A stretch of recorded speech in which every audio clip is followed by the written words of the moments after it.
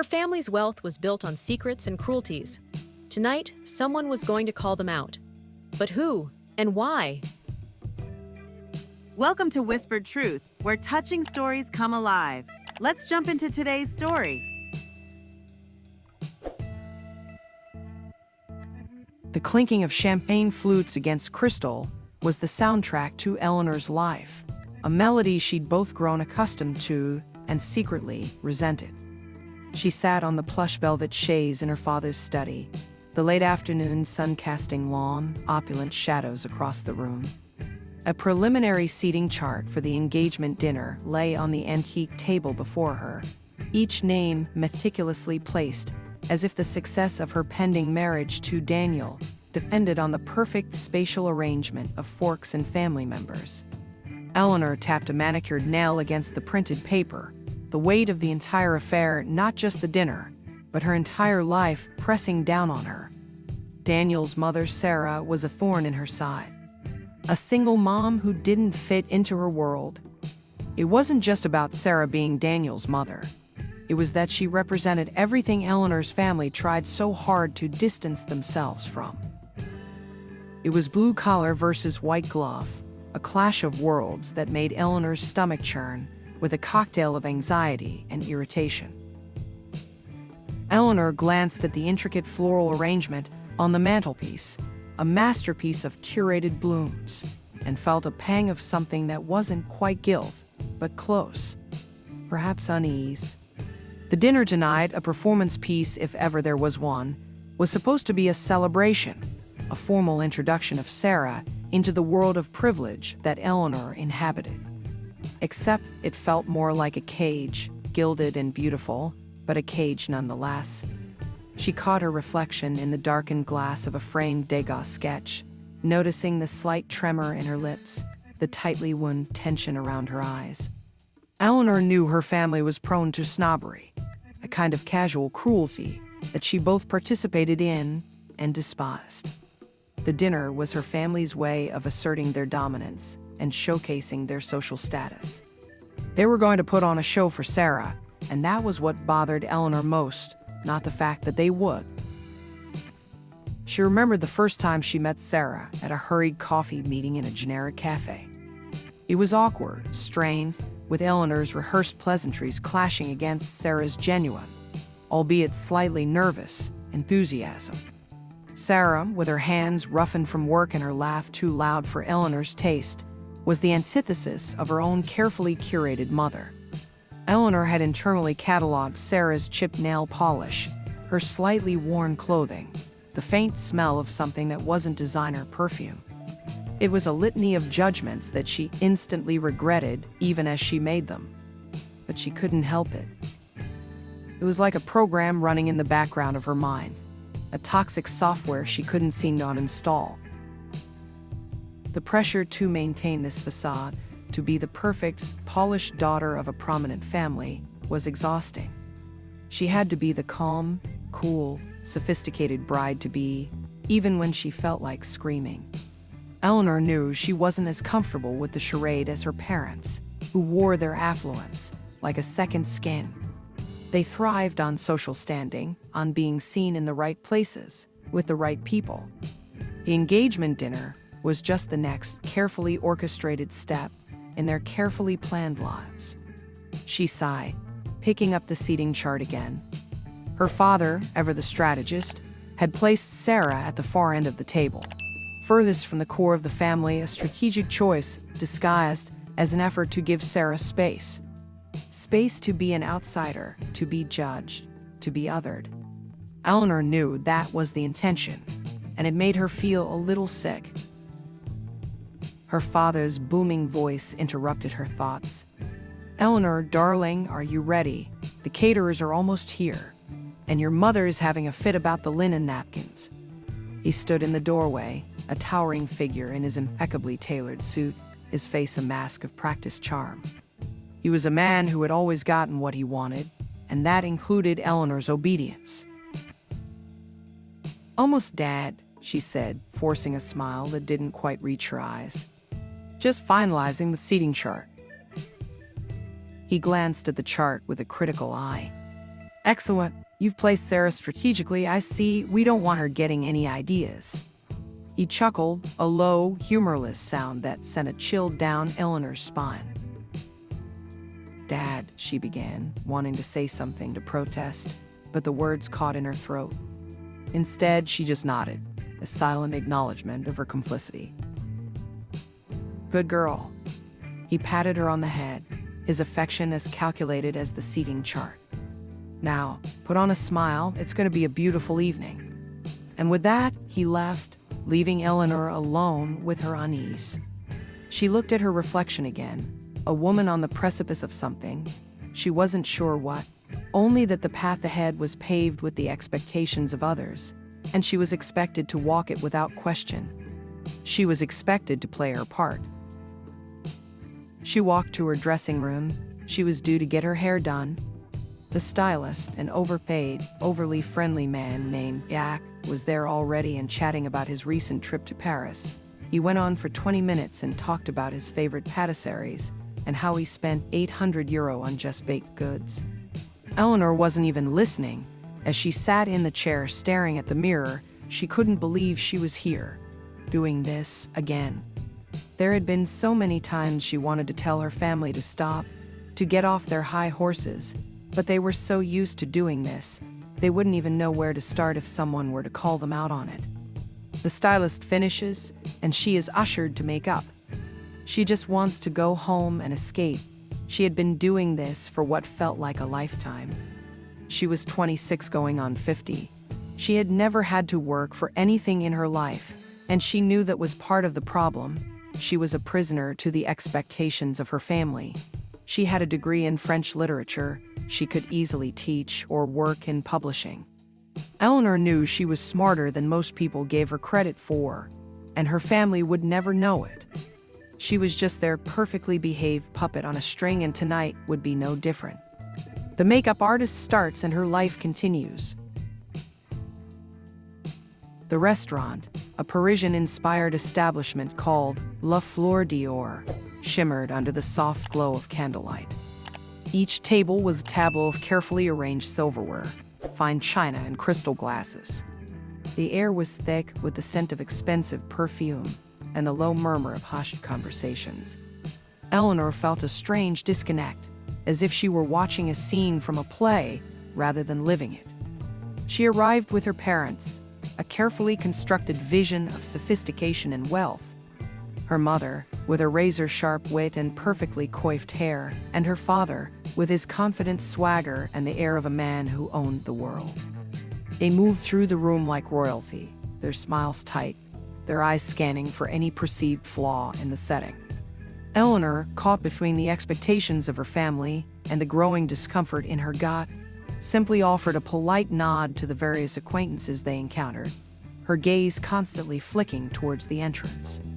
Daniel and his mother were late, which added to the tension that was already simmering beneath the surface. Finally, they arrived. Daniel, looking slightly apologetic, his face a mix of anxiety and frustration, followed by Sarah. Sarah had made an effort. Eleanor had to give her that. She was dressed in a simple black dress that looked almost new, her hair pulled back in a neat bun. But it was clear her efforts were not enough to hide the fact she was different. She was too earnest, too unrefined for this environment. The moment Sarah entered the room, the temperature seemed to drop a few degrees. Eleanor's parents' smiles became strained. The pleasantries they offered were laced with a subtle condescension. They greeted Sarah with a coolness that was far from welcoming. Sarah, to her credit, seemed unfazed, her smile genuine, her eyes meeting Eleanor's with a warmth that disarmed her slightly. But Eleanor couldn't shake the feeling that they were on different sides of a battlefield, and that Sarah was not there for pleasantries. She had a fire burning in her eyes. As they settled at the table, the choreographed dance of the evening began. The appetizers arrived, miniature works of culinary art, and the conversation started. Small talk about the weather and local events, which grew into subtle digs, veiled insults that only those fluent in the language of privilege could decipher. Eleanor's mother asked about Sarah's work, making sure to emphasize the word with a subtle sneer. "So, Sarah, Daniel tells me you run a bakery," she asked, as if the word were something distasteful she'd found on the bottom of her shoe. Sarah nodded, her eyes twinkling. "Yes, it's called Sarah's Sweet Surrender. I've been baking since I was a little girl. It's my passion," she said, her voice calm and unwavering, despite the thinly veiled contempt.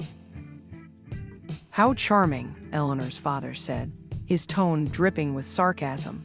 "Such an entrepreneurial spirit." He made a point of emphasizing the word entrepreneurial, as if he was being forced to say it. He was making it clear that Sarah wasn't a true business person, just a baker. He then turned to Eleanor. "Now, darling, tell Sarah about your tutoring work. Your children are achieving so much because of you." Wait! Sorry to interrupt you, but please subscribe to our channel, Whispered Truth, and reach the goal of 1,000 subscribers. Your subscribe and like helps us a lot. And comment your favorite part. Now let's get back to the story. Eleanor felt her face burn. Her tutoring job was a source of shame for her. It was nothing more than a way to spend her time, a way to pretend she had a real career. Her students were from very wealthy families like hers. Children she knew would inherit everything and wouldn't have to work a day in their lives. What was the point? She hated it. She despised her spoiled students who barely paid attention. She despised the way their parents fawned over her, treating her like she was some kind of miracle worker. She had confided in Daniel her desire to leave it, and he hadn't been supportive. Eleanor knew, in that moment, that she could no longer keep lying to herself and to him about her life choices. It was all a charade. "Oh, it's not much, just a few hours a week. I help some children improve their grades." She said it with false modesty that only she and her family knew was utter bullshit. "Modest as always," her mother purred. "But you should see the letters we receive about her. She's a born educator. Just like her mother would have been if she had bothered to get an education before she died." The last part was said with a smile as she took another sip of wine. Eleanor could feel her face contort in anguish. The jab was unnecessary, it had no point, and was just a way to be cruel. The room fell into an uncomfortable silence, all eyes on Sarah. Sarah's smile tightened, but she said nothing. Instead, she took a sip of water, her gaze steady. Daniel shifted uncomfortably in his seat, his face a mask of mortification. He glanced at Eleanor with pleading eyes, but she couldn't bring herself to look at him. She wanted to yell at her mother, to tell her to stop being such a vile human being. But she was frozen, trapped in the web of her family's cruelty. She didn't know why she didn't just stand up, or leave, or do something, anything other than sit here and allow this to happen. The dinner progressed, a slow, agonizing torture. Every course was an opportunity for Eleanor's parents to showcase their disdain for Sarah, and, by extension, for Daniel. They talked about their travels, their connections, their wealth, as if Sarah were an invisible presence at the table. They made sure to reference their favorite restaurants, their luxury cars, the fact that they had more than one house. As they spoke, they laughed cruelly and mocked the way Sarah dressed, the way she held her cutlery, everything. Eleanor watched, her stomach churning, her heart aching. She was ashamed of herself, of her family, of the role she played in this grotesque display of power. As the main course arrived, a perfectly seared fillet of sole, Eleanor felt the pressure mounting. She looked at Sarah again. Sarah sat calmly, almost serenely. Eleanor could see a fire in her eyes, a glint of something sharp and dangerous. Eleanor thought to herself, she's not going to take this. She has to know what's going on. She can't be this stupid, right? That's when the silence was broken. Sarah spoke, her voice low and measured, but with a steel edge that cut through the tense atmosphere. "You know," Sarah said, looking directly at Eleanor's father, her eyes blazing, "I've always admired how you built such a successful business, Mr. Hawthorne. Very impressive." A strange smile had come over her face, and Eleanor knew what was coming. The calm before the storm, that's what it was. "Thank you," Eleanor's father said with a smug grin. "It's all down to hard work." He lied. It was down to cheating, underhanded tactics, and a total disregard for ethics. Eleanor wanted to disappear. The look on Sarah's face was something else, something cold and vindictive. "Yes, hard work indeed," Sarah continued, her eyes glittering. "I've heard, of course, that some of those business decisions were, shall we say, a little unconventional." She paused, letting the words hang in the air like a toxic cloud. The smiles on Eleanor's parents' faces started to slip. The charade was starting to crumble. "I understand that you were recently flagged for tax evasion, Mr. Hawthorne. The local papers are going to have fun with that story." The whole room fell silent, all eyes on Sarah. The silence that followed Sarah's words was thick and heavy, like a physical presence in the room. Eleanor's father's face had turned a shade of red that bordered on purple. His jaw was clenched tight, his eyes narrowed into slits. Her mother's hand flew to her chest, as if she had been physically struck. The smugness had vanished from their faces, replaced by a mixture of shock and thinly veiled panic. Eleanor, however, felt a strange sense of exhilaration mixed with dread. This was it. The carefully constructed facade was finally cracking, and she wasn't sure if she should be relieved or terrified. The world she knew, the one her parents had meticulously curated, was teetering on the edge of collapse. Daniel looked as though he was about to be sick. He was staring at his mother with an open mouth, the look of complete and utter shock. He then turned his gaze towards Eleanor, who was observing her family with morbid fascination. Sarah, however, seemed completely calm, almost serene. She took another sip of her water, her gaze unwavering.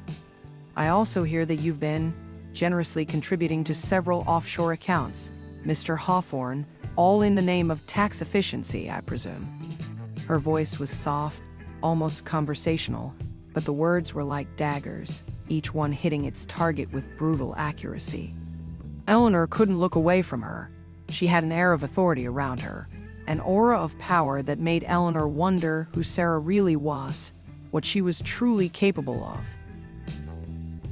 Eleanor's father sputtered, trying to regain control of the situation. This is absurd. You have no idea what you're talking about." His voice was shaky, his usual bluster replaced with a desperate attempt to maintain his composure. "Oh, but I do, Mr. Hawthorne," Sarah replied, her smile still polite, but now with an undercurrent of something dangerous.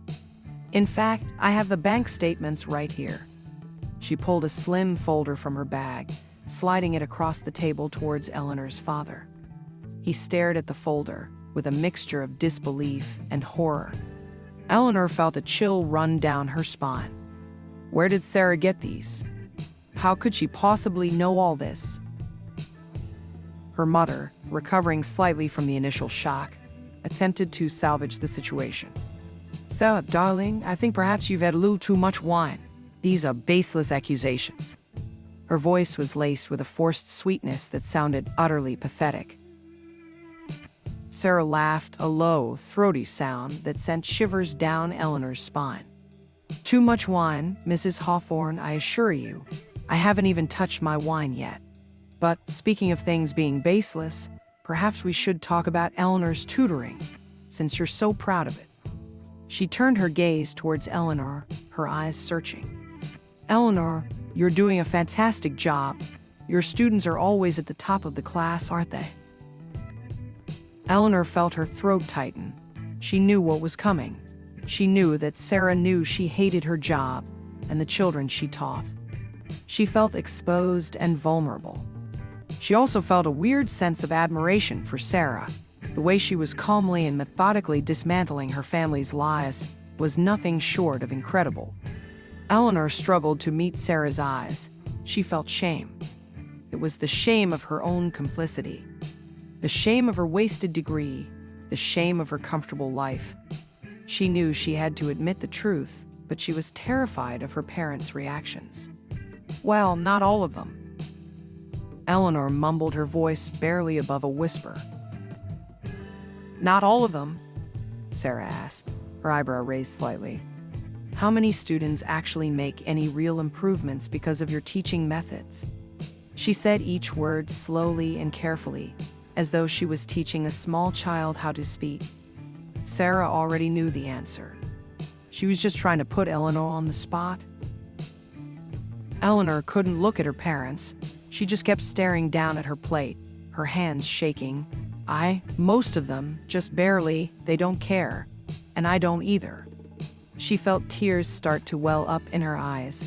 She had wanted to say this for so long, but she had always been too afraid. It's not challenging, it's just a job. I hate it. I don't even care about the children. Her parents' faces were masks of fury. Her mother's mouth was hanging open in disbelief, and her father looked like he was about to explode. Sarah nodded calmly. It seems you and I have a lot in common, Eleanor. We are both forced into situations we do not enjoy by people who should be supporting us. Interesting. The room was deathly quiet for a moment before her mother snapped. Eleanor, how dare you? After all we have done for you. She shouted the last part, tears streaming down her face. Eleanor's father then stood up quickly, his face red. He lunged over the table towards Sarah. Daniel jumped up to try and pull his father-in-law away, but it was too late. Eleanor's father was already in her face. I'm going to kill you, he screamed, spittle flying from his mouth. The scene was chaotic. The other diners were staring, shocked by the sudden eruption of violence. The waiters were scrambling to intervene. Daniel was trying to pull his father-in-law away while trying to console his mother. Eleanor sat frozen at the table, watching the scene unfold, the carefully constructed world around her collapsing into a pile of shattered dreams and broken promises. She had never seen her father act like this. He had always been the picture of suave sophistication. The mask had finally slipped, and she realized that she had never really known him at all. She could feel her heart hammering in her chest as the scene unfolded in front of her. It was finally over. Her old life was finished. It was a relief, and it was terrifying. She looked at Sarah, who was just smirking. She had achieved what she had come here to do. Daniel, finally managing to pull his father-in-law away, looked at Sarah, his face filled with a mixture of disbelief and betrayal. Mom, what have you done? What is all this about? Sarah met his gaze, her expression softening slightly. I did what I had to do, Daniel. You deserve to know who these people really are, who they are, and what they are really like. You deserve to know what your future would be if you were to stay with Eleanor. Daniel's face crumpled. He looked from his mother to Eleanor and back again. I don't understand. He was completely broken.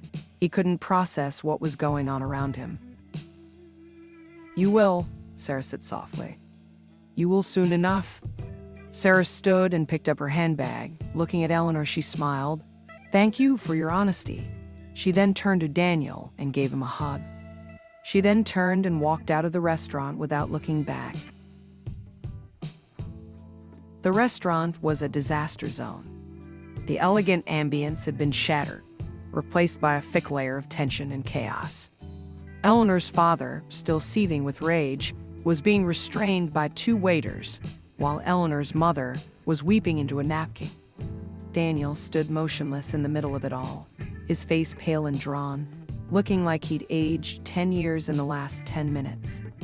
The other diners were whispering amongst themselves, their eyes darting between Eleanor's family and the empty space where Sarah had been just moments before. Eleanor felt strangely detached from the scene, as if she were watching a play and not living it. The dramatic performance was over, and now came the inevitable fallout. She was surprised to see a tear roll down her cheek. She wiped it away before anyone could see it. She was not upset, just relieved. Finally, Eleanor's father managed to calm down enough to sit, his chest heaving, his eyes still burning with anger. He looked at Eleanor with a mixture of betrayal and disappointment. "How could you?" he hissed, his voice low and menacing. "After everything we've done for you?" Eleanor looked at him, her own anger simmering beneath the surface. "Everything you've done for me, Dad? You've never done anything for me. You've done everything to me. You've controlled me. You've manipulated me. You've turned me into some kind of trophy to parade around." The words tumbled out of her mouth, a torrent of pent-up frustration that had been brewing for years. Her mother, still sobbing, managed to choke out, "You ungrateful child, we gave you everything." "Everything except freedom," Eleanor retorted, her voice shaking but strong. "Everything except the right to be myself. Everything but respect. You gave me things, not life." She felt lighter as she said it, as if a weight had been lifted from her shoulders. She had finally said it. She had finally stood up to them. Daniel looked at Eleanor, his face filled with confusion. I don't know what to say. I can't do this anymore." His voice was barely above a whisper, his eyes filled with pain. He looked at Eleanor with a sense of genuine grief, like they had been in some terrible accident, that they had both survived. "I need time to think. I need to figure things out." He didn't look angry, just completely broken. Eleanor nodded, her heart aching, but also strangely relieved. She knew that this was the end of their relationship, or at least their current relationship. The truth had finally been spoken, and there was no going back. "I understand, Daniel," she said, her voice soft. I think this is for the best." She knew that he was just as much of a prisoner as she was. His mother might have been a thorn in her side, but they shared the same chains. It was time for her to take them off. The rest of the evening passed in a blur. Eleanor and her parents returned home in stony silence. They went to their separate wings of the house, without a word to each other, the vast empty space between them feeling like a physical manifestation of the gulf that had formed between them. Eleanor went to her room and laid down, her eyes open, staring up at the ceiling. She couldn't sleep, she was too wired. She kept replaying the events of the night over and over in her mind, each scene feeling more surreal than the last. She felt the weight of the future pressing down on her, heavy and uncertain, but also a strange sense of freedom, of possibility. She was no longer the carefully crafted puppet her parents had created. She was Eleanor, the woman who had finally stood up for herself, who had finally shattered the gilded cage that had held her captive for so long. The next few weeks were a period of intense upheaval. The media had a field day with the story about Eleanor's father's tax evasion. His business was under investigation, his reputation in tatters. Eleanor's family was ostracized by their friends, their social standing reduced to ashes. Her mother spent most of her time in her room, sobbing and refusing to speak to anyone. Her father was constantly on the phone, trying to salvage what was left of his empire, his face gaunt and his temper volatile. Eleanor, however, found herself feeling strangely liberated. She had finally begun to separate herself from her family's toxicity. She moved out of her parents' house, renting a small apartment in a less affluent part of the city.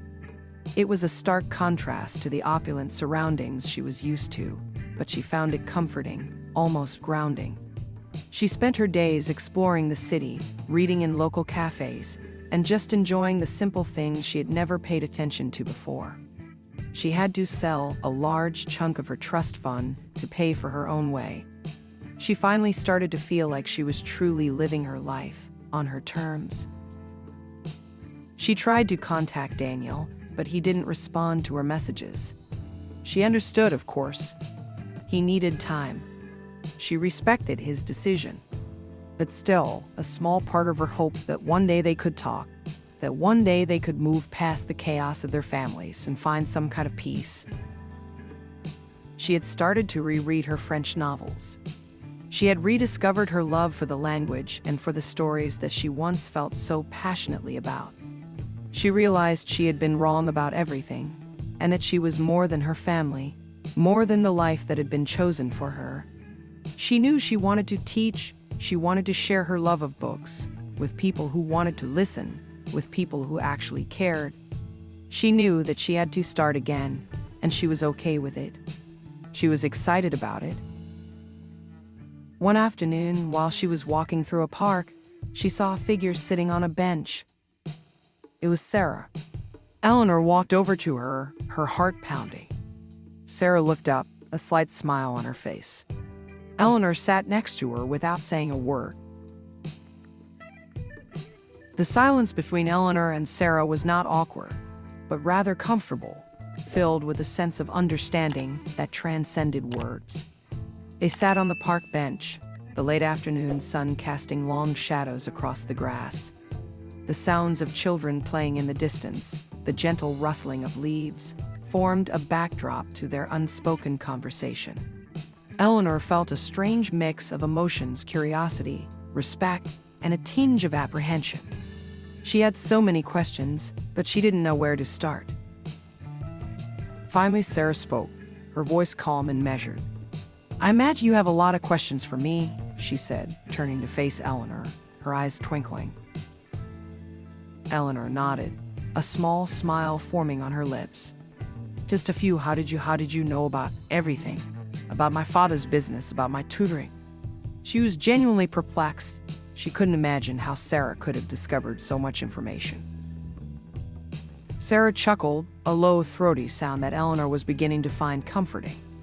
"Let's just say I have my ways," she said, her eyes glinting with amusement. "I've been keeping an eye on your family for a while. Let's just say your father isn't as careful as he thinks he is. I've had people working for me for a long time." Sarah's face was hard as she spoke.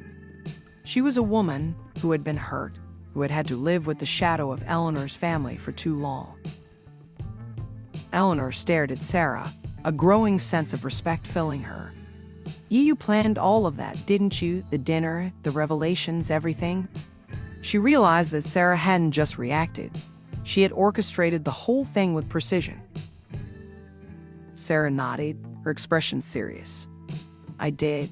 I knew that there was no other way to get through to Daniel, and to you, as it turns out. You were so wrapped up in your family's world, you didn't see what was right in front of you. Daniel was too blinded by his love for you to see the truth, so I made sure he did. I wanted to give him a chance at a life that wasn't dictated by your father's money."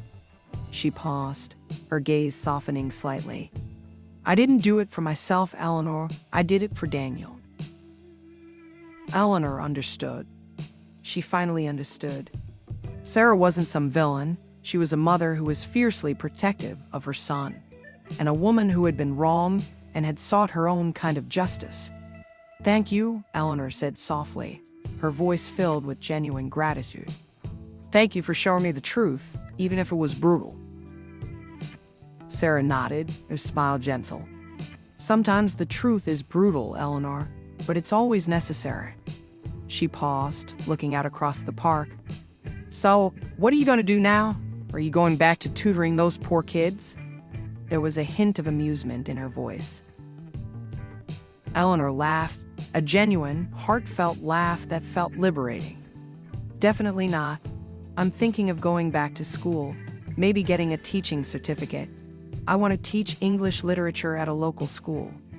She smiled, her eyes shining with newfound purpose. "I want to share my love for stories with people who actually want to listen." Sarah smiled, her eyes filled with pride. "That's a wonderful idea, Eleanor. I think you'd be a great teacher. You've got fire in you now. I can see it." They sat in silence for a few moments, both lost in their thoughts. Eleanor then turned to Sarah. "And what about you? Are you doing okay?" She knew that despite everything Sarah had done, she was just a normal woman who had had to deal with so much. Sarah laughed, her eyes crinkling at the corners. "I'm doing better than okay," she said, her voice filled with a hint of mischief. "I've met someone. Actually, he's a kind man, a very different sort of man than your father." She paused, a dreamy look on her face. "He loves my baking, and he loves me. and that's all that matters. Eleanor smiled. She was genuinely happy for Sarah. She deserved some happiness after everything she'd gone through. Eleanor and Sarah continued to talk for a long time, sharing their stories, their hopes, their fears.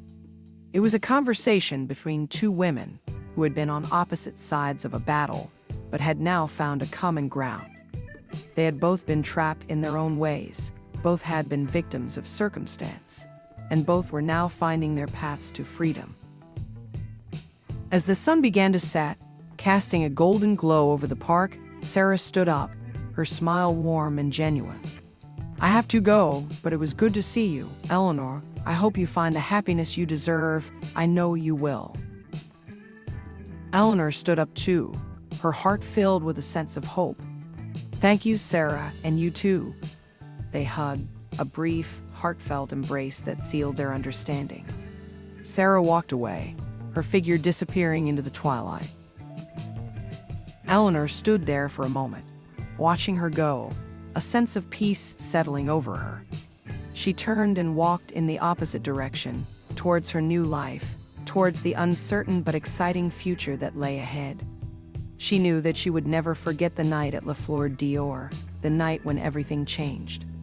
It was the night that her life was turned upside down, the night that she was finally given the freedom to be herself.